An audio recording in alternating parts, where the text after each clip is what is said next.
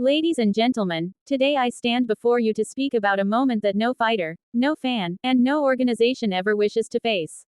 A moment where anticipation turns into silence, and excitement gives way to concern. This is a story not of victory or defeat, but of resilience, responsibility, and the harsh reality of combat sports. At the heart of this story is RIZIN, a stage that has long represented courage, spectacle, and the will to challenge limits. As the year approaches its final chapter, expectations were high for the grand event scheduled on New Year's Eve at the Saitama Super Arena. Fans from across Japan and beyond were counting down the days. Fighters were sharpening their skills. Careers were being defined by what would happen under the bright lights of the ring. One of the most talked about matchups was a clash between youth and experience. On one side stood Ya-Man, a 29-year-old rising force representing Target Shibuya. On the other was Yutaka Saito, a 38-year-old veteran from Para-Estra Koiwa, a former champion with pride, history, and resolve. This bout was more than just another fight. It symbolized a crossroads between generations. It carried weight for rankings, legacies, and personal journeys. However, fate had other plans.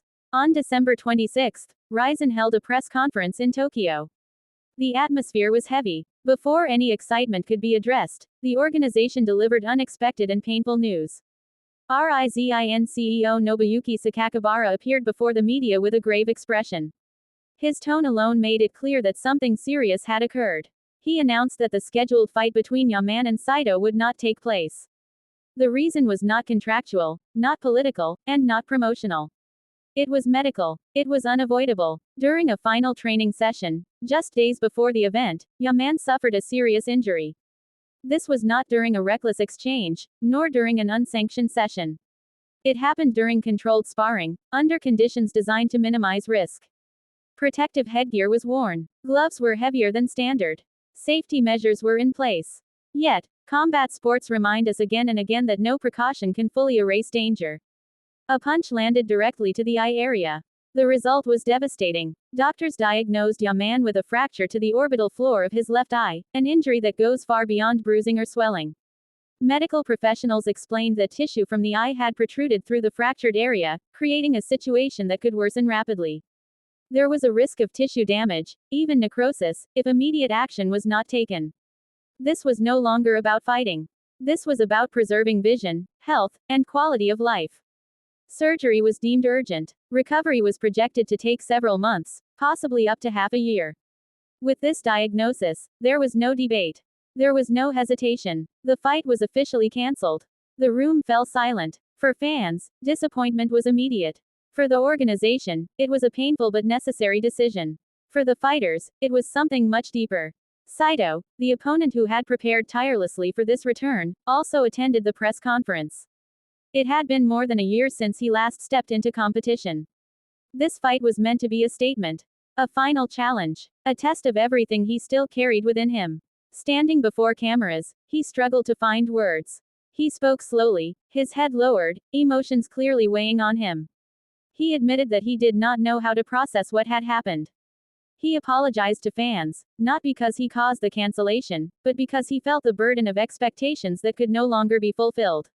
It was a moment that showed the unseen side of fighters, the mental and emotional investment that exists long before the bell rings.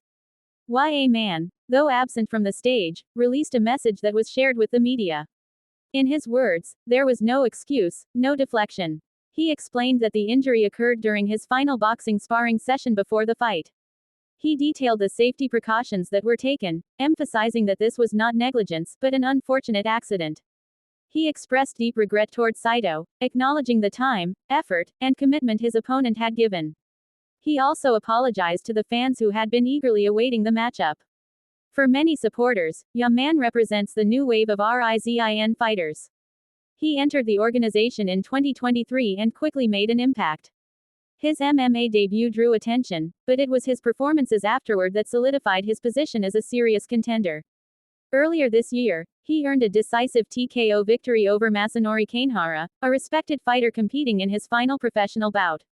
That win elevated Ya-Man's status in the highly competitive featherweight division.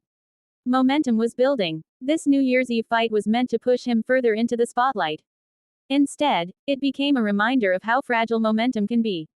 In combat sports, preparation is relentless. Athletes push their bodies to the edge, day after day, chasing perfection. Injury is always lurking, even in moments designed to simulate safety. What happened to Ya-Man is not unique, but it is always tragic. It forces fighters to stop, reflect, and heal, not just physically, but mentally. For RIZIN, the cancellation is a loss, but also a demonstration of responsibility. Protecting athletes must always outweigh entertainment. For Saito, the road ahead remains uncertain, but his professionalism and dignity left a strong impression. For Ya-Man, recovery now becomes the fight. This story is not about failure. It is about respect for the sport, for the human body, and for the people who dedicate their lives to this path. As fans, we wait. We wait not for replacement matches or revised cards, but for the safe return of fighters who give everything when they step into the ring. And when they do return, their presence will carry even more meaning. Because sometimes, the bravest moments in combat sports happen far away from the arena. They happen in hospitals, in recovery rooms, and in the quiet determination to come back stronger than before.